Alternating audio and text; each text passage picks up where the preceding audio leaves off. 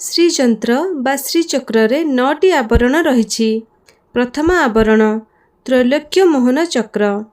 ଏହା 3ଟି ଗାର ବିଶିଷ୍ଟ ବର୍ଗାକାର କ୍ଷେତ୍ର ଅଟେ। ଦ୍ୱିତୀୟ ଆବରଣ ସର୍ବାଶା ପରିପୂରକ ଚକ୍ର। ଏଥିରେ 16 ଦଳ ବିଶିଷ୍ଟ କମଳ ରହିଛି।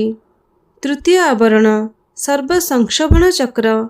ଏଥିରେ 8 ଦଳ ବିଶିଷ୍ଟ କମଳ ରହିଛି। ଚତୁର୍ଥ ଆବରଣ ସର୍ବସୌଭାଗ୍ୟଦାୟକ ଚକ୍ର। ଏଥିରେ 14ଟି ତ୍ରିଭୁଜ ଅଛି। ପଞ୍ଚମ ଆବରଣ ସର୍ବାର୍ଥ ସାଧକ ଚକ୍ର। ଏଥିରେ 10ଟି ତ୍ରିଭୁଜ ଅଛି।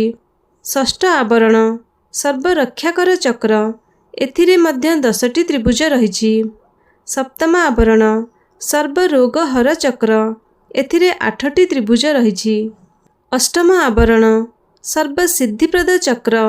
ଏଥିରେ ଗୋଟିଏ ତ୍ରିଭୁଜ ଅଛି। ନବମ ଆବରଣ ସର୍ବାନନ୍ଦମୟ ଚକ୍ର। ଏହା ଶ୍ରୀଯନ୍ତ୍ରର କେନ୍ଦ୍ରରେ ଥିବା ବିନ୍ଦୁ ଅଟେ।